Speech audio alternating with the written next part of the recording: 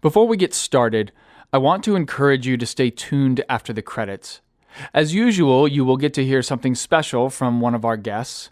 You may have missed that in previous episodes if you didn't listen all the way through to the end.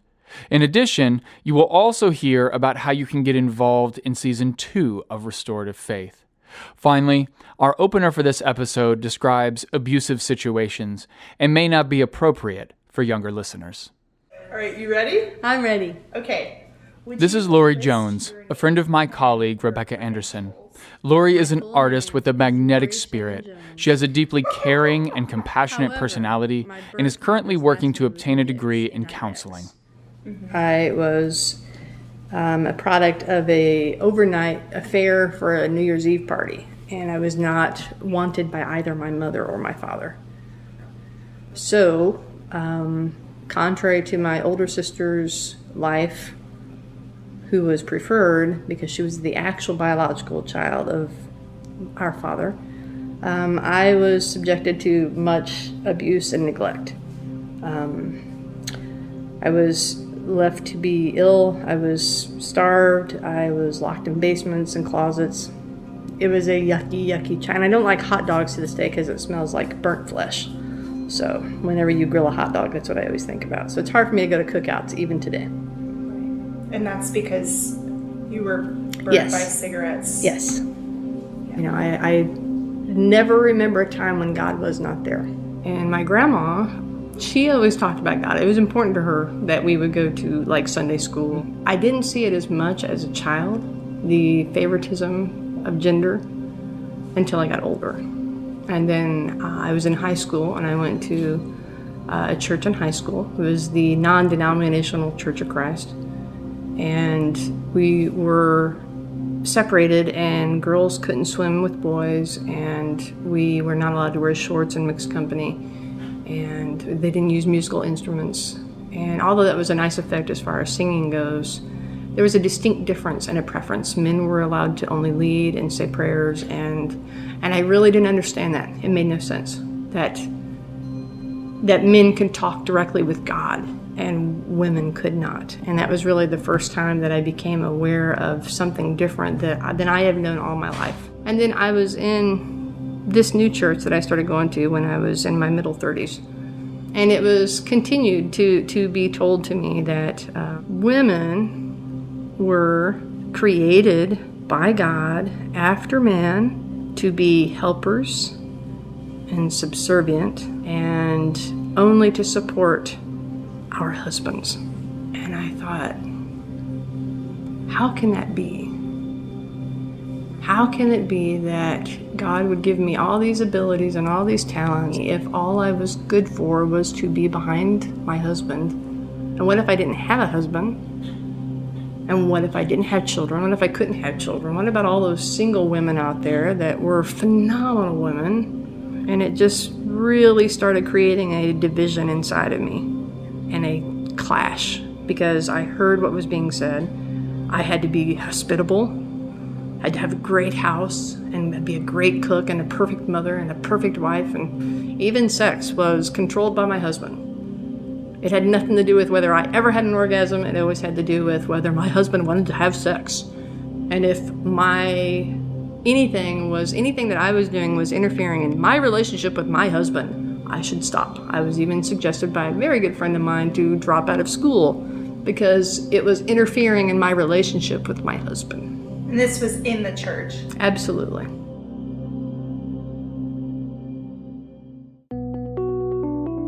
My name is Alex Lang, and you are listening to Restorative Faith, my podcast for those who question and doubt.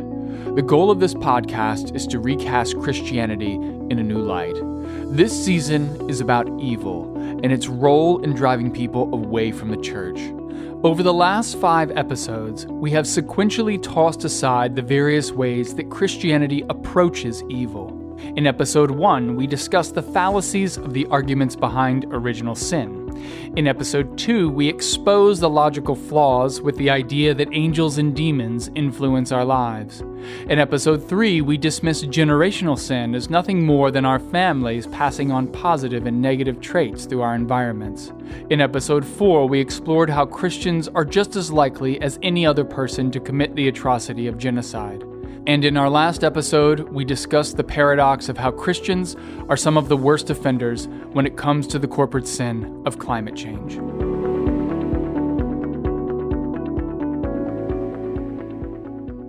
So with all these various ways that the Christian faith falls short when it comes to defining evil, where does this leave us?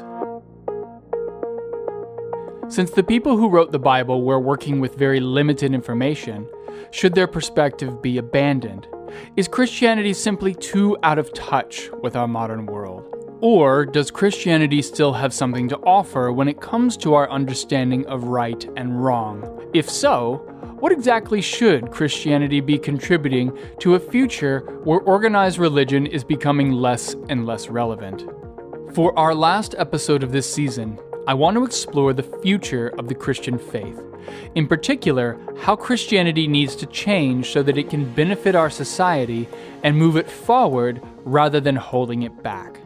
To begin exploring this topic, I want to return to our interview with Lori Jones. And during this time, I was asked by our leaders to study the Bible according to the way the church actually, this particular church had a process, my favorite word.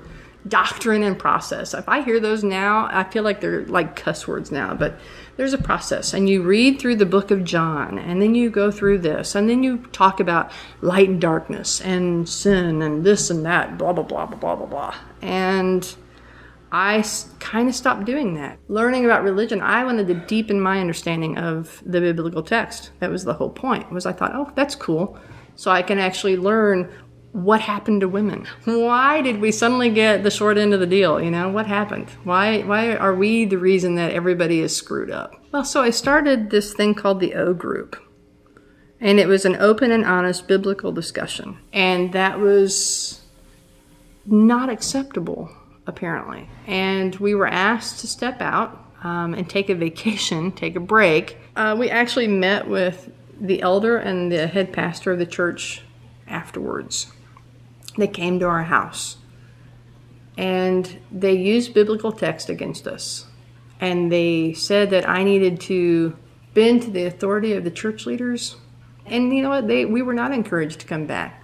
We were told that I should apologize to the leaders of the church and make it right. That's exactly what they said, make it right. And I said, how can I make something right when I haven't made it wrong? And I haven't looked back. What I find to be fascinating about Lori's story is that even though it's unique to her circumstances, the pattern of what led to her expulsion from the church is quite common. The pattern looks something like this. A person becomes intellectually curious, and they begin the process of learning and obtaining knowledge. Eventually, their research leads them to question the validity of the doctrine of the church. When that person brings their concerns to their religious leaders, those leaders attempt to shut down the questioning, which only makes the person more resolute in their desire to learn. Eventually, this person, unable to resolve the contradiction between their own knowledge and what the church is teaching, decides to abandon the church. This pattern is playing itself out again and again in big and small ways all over America. And the question is why? Based on the pattern, one might easily come to the conclusion that education and Christianity are not compatible. You cannot care about knowledge and be a Christian at the same time. But this reasoning is far too simplistic. Education is only one component of what is causing people to abandon organized religion.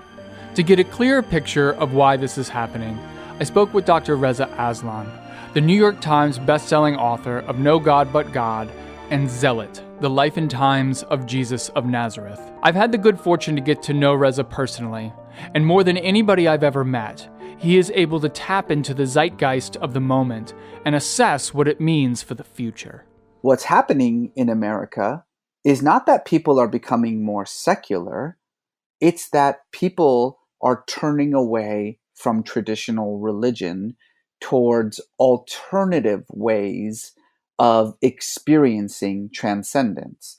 And I think for religious leaders such as yourself, that's an important fact to bear in mind, that it's not that you're losing people to atheism or secularism, it's that you're losing people who feel as though the traditional way of talking about the human condition, our role in society, good and evil, right and wrong, they just don't matter anymore. They don't count anymore. They don't have the impact that they used to anymore. And those people are looking for other ways of having those kinds of experiences. What Reza made clear to me is that we should not confuse the abandonment of the institutional church with a rejection of spirituality. In fact, quite the opposite is true. Reza points out that in many ways, Americans are more spiritual now than they have ever been. So I asked Reza, what caused this shift? Why do a growing number of people in American society feel the Christian perspective on good and evil is irrelevant to their lives?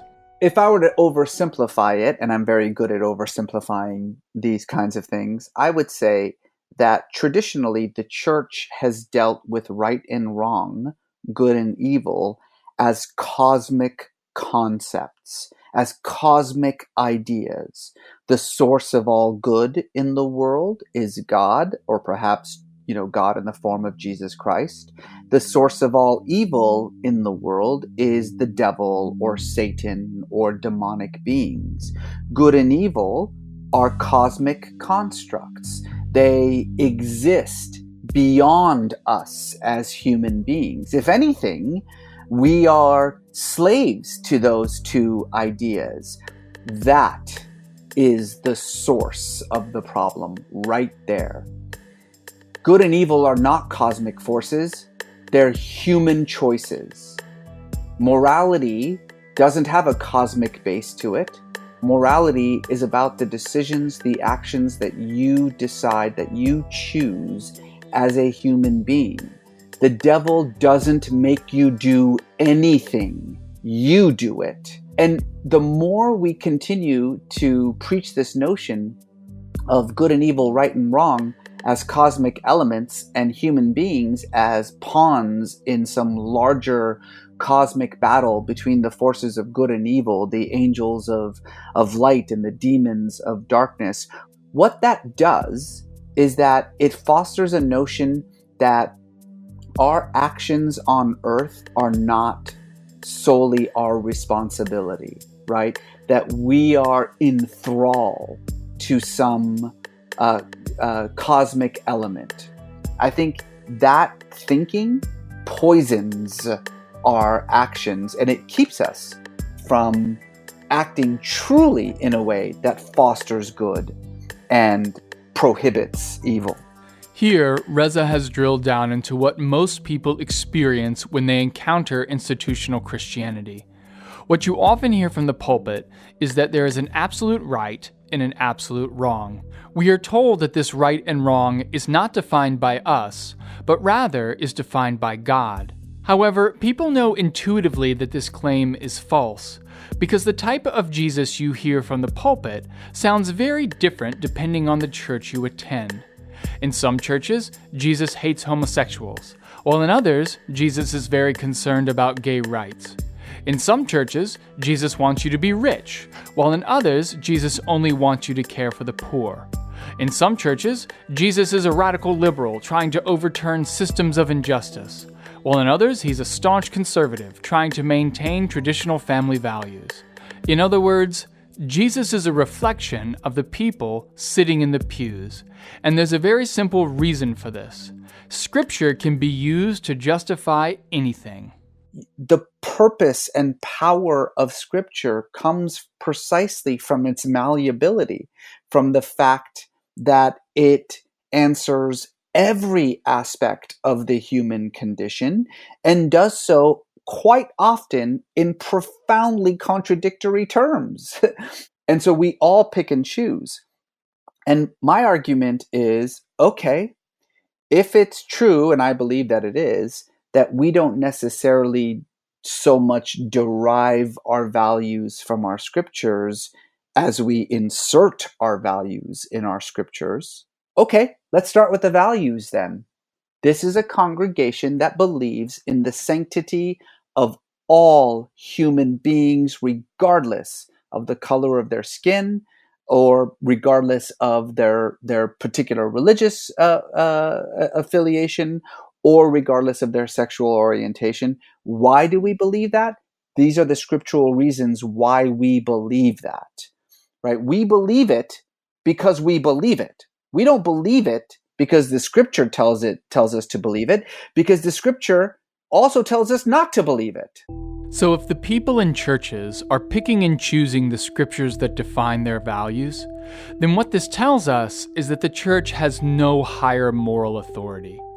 If you believe in racist ideologies, then you can find scripture to support that belief and justify racism as being morally valid. Churches in America did this all the time in the 1800s when slavery was legal, and it took other Christians citing different scriptures to create the abolitionist movement. The point being, Christian morality is relative to the individual. It always has been and always will be.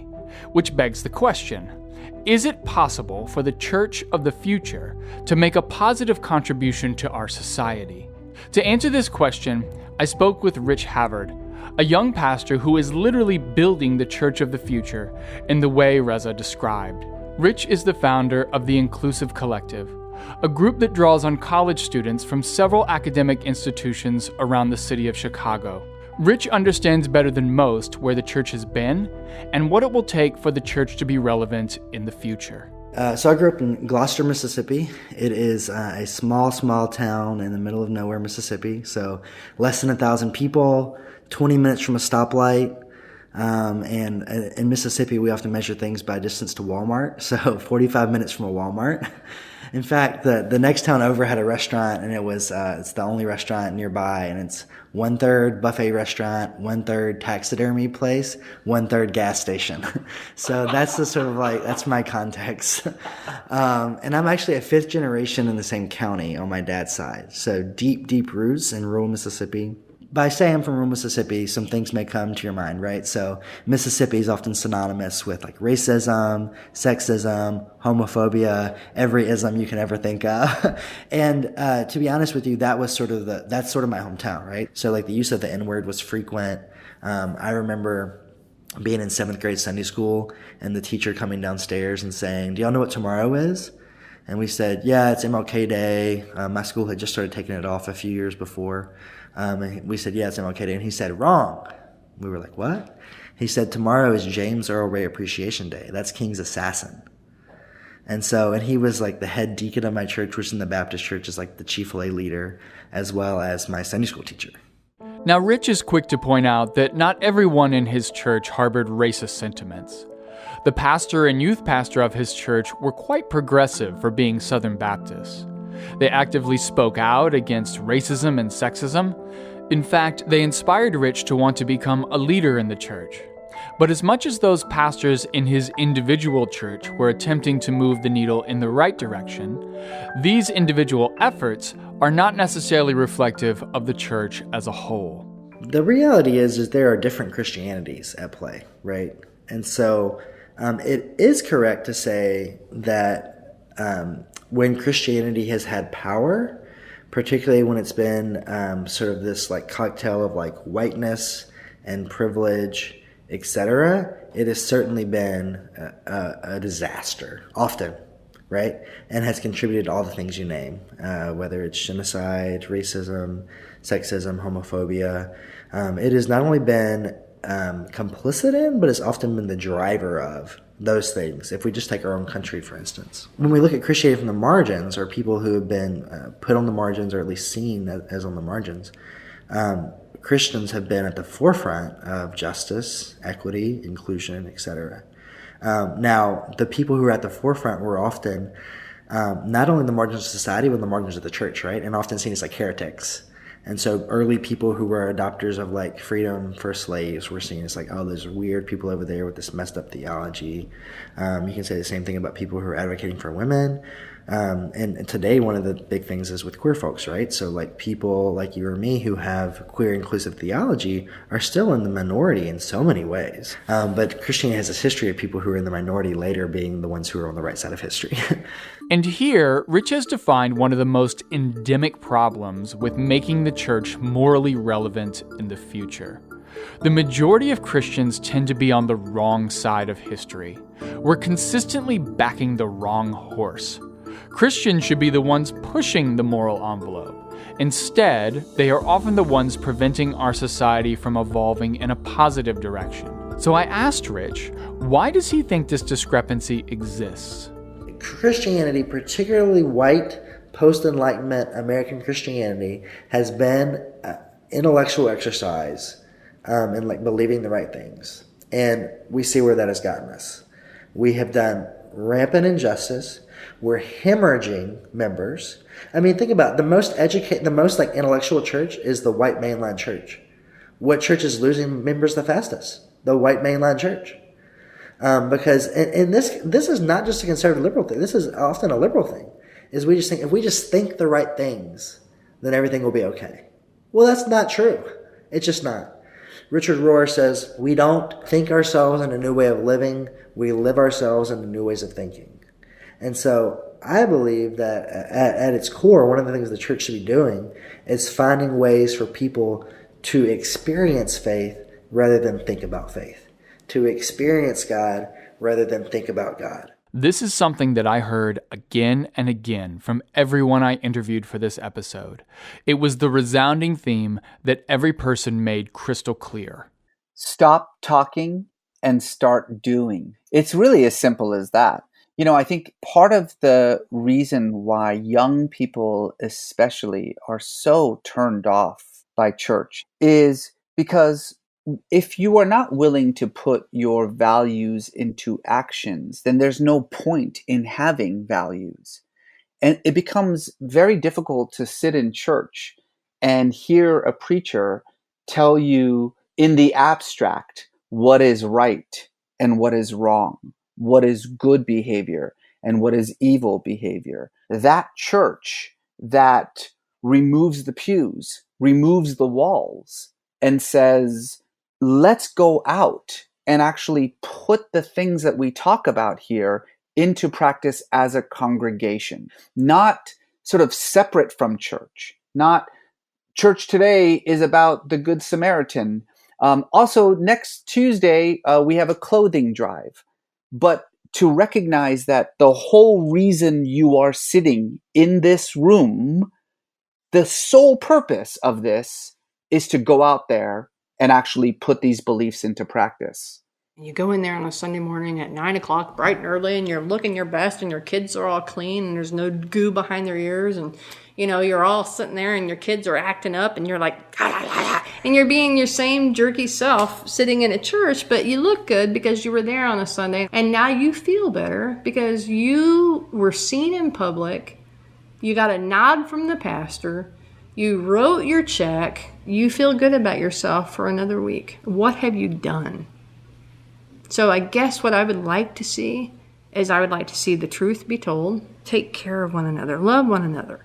Why don't you reach out to the people in your neighborhood and actually just be kind without an agenda? So the question we are left to answer is, how do we make this happen? How do we transform the church from a group of people who think and talk about their beliefs into a group of people who live out their beliefs? Even more important is, how do we inspire people to actually live out beliefs that are going to improve the world rather than holding it back? It's one thing to live out your beliefs. It's a completely different thing if those beliefs end up hurting other people. So I pose this question to Reza. The way that is ineffective is to counter that guy's theology with your theology, to counter his rhetoric with your rhetoric, to counter his argument for the removal of basic human rights for LGBT people with an argument for providing human rights to LGBTQ people. I'm not saying that those arguments are unimportant. Of course they are. But they are not the most effective way to reframe the perceptions of a congregation. What they need is the kind of human interaction, right? It's all back to action. It's all back to putting it into practice, that will jolt them out of their previous belief and give them a new way of thinking about LGBTQ through experience, through relationships. Just putting values into play is far more effective in changing the way that we think about each other, about issues of morality, than anything that anyone could possibly say. What Reza makes clear is that our experiences tend to drive our values. If you spend time interacting with people from the LGBTQ community, learning about their struggles and their culture, then you will likely come to care about that community and want the best for them. Therefore, congregations must continually push themselves to have experiences with groups who are different from those sitting in the pews.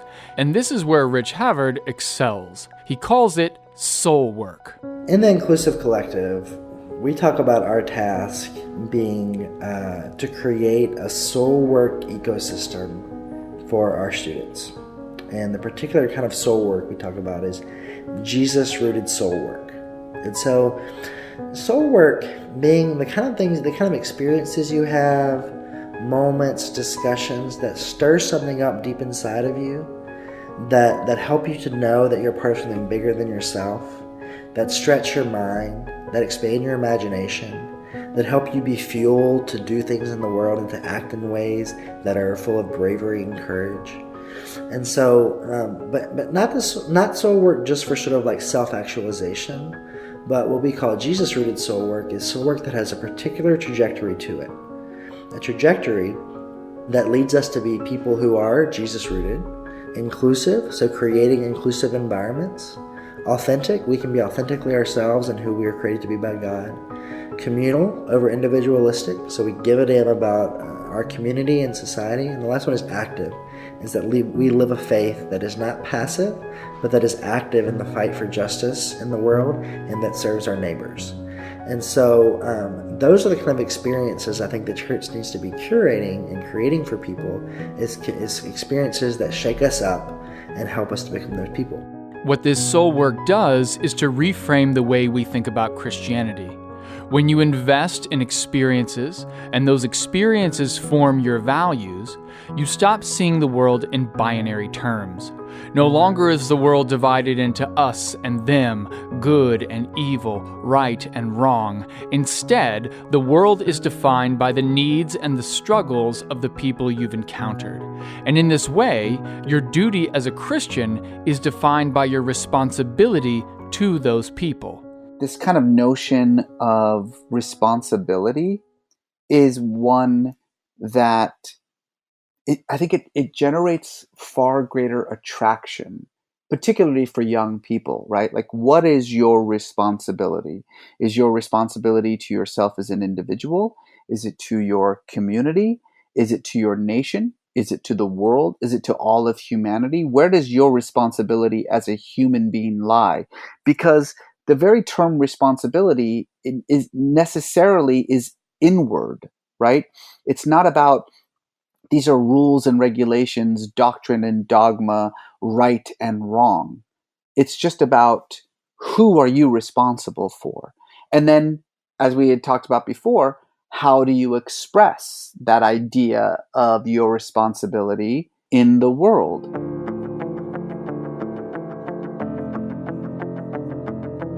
This is how I want to end Season 1 of Restorative Faith. I want to end with this notion of responsibility. The Christian religion has fallen short in a myriad of different ways throughout the centuries. As we've discussed over the last 5 episodes, we've made a lot of mistakes. But at the core of the Christian faith is this notion that we hold a responsibility for ourselves, for our families, for our communities, and for the world. This responsibility is articulated by Jesus when he says that we are to love God with all our heart, soul, mind, and strength, and to love our neighbors as ourselves. What has become clear to me is the way we inspire Christians to take responsibility for more than just themselves and their families is to change our understanding of who qualifies as a neighbor. If you consider your neighbor to be people who look like you, talk like you, think like you, and live like you, then your responsibility is going to be quite narrow. But if you consider your neighbor to be people who you don't know, people who are nothing like you, people who come from situations and circumstances that are the polar opposite of your own, then your responsibility is going to widen substantially. In order for the church of the future to make a positive contribution to our society, the church needs to actively facilitate experiences that will expand our definition of neighbor, whether it be through shared interactions, shared service opportunities, or the sharing of stories. Christian communities have the potential to help us see strangers as neighbors. Christianity, at its best, is a religion that inspires humans to take responsibility for one another. Because the more we care for each other, the more likely we are to create a world where love, justice, and mercy reign supreme.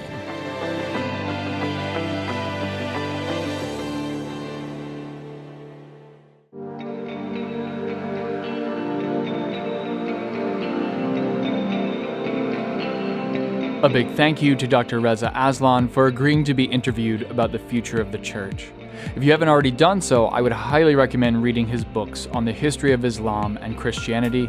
They are not only informative, but they will open your mind to completely new ways of thinking about these major world religions. I also want to thank Lori Jones for being so vulnerable about her difficult childhood experiences and her path towards leaving the church. Finally, I want to thank Rich Havard for sharing what it's like to be on the front lines of creating the church of the future. If you want to know more about the Inclusive Collective, please visit www.letsgetinclusiveuic.org. Restorative Faith is a collaboration between myself and Rebekah Anderson, currently a student at Princeton Theological Seminary. The music in this episode was written by DP Music, Iconics Music, Audio Flame, Media M, Roman Cano, Michael Musco, and Yoav Alagan.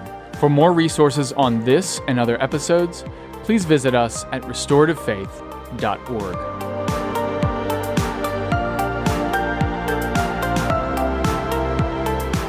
And what gives you hope for the future? My students give me hope for the future.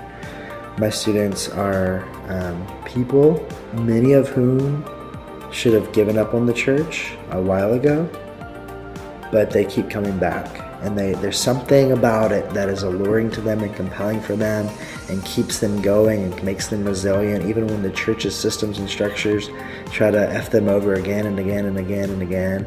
They keep coming back and living it out and doing so in creative ways and change. Their lives are changing because of it. They're inviting other people in and their lives are changing because of it. Systems are changing because of the work they do. And so I watch them live and I get excited about Christian community because I see the changes they're making in real time, in real ways, in the world and the church. So they give me a lot of hope.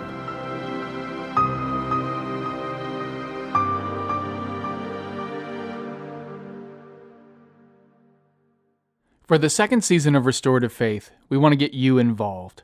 We are focusing on the theme of sexuality and its role in driving people away from the church. If you visit restorativefaith.org and click on Season 2 of the podcast, you will find a list of some of the stories we would like to tell. If you or someone you know has a story that fits into the topics we are researching, please fill out the form and provide some details of what the story involves. Upon reviewing your submission, if we feel it fits into the narrative of a particular episode, we will contact you to obtain more information about the story and your availability to be interviewed. Thanks for listening, and we look forward to hearing from you.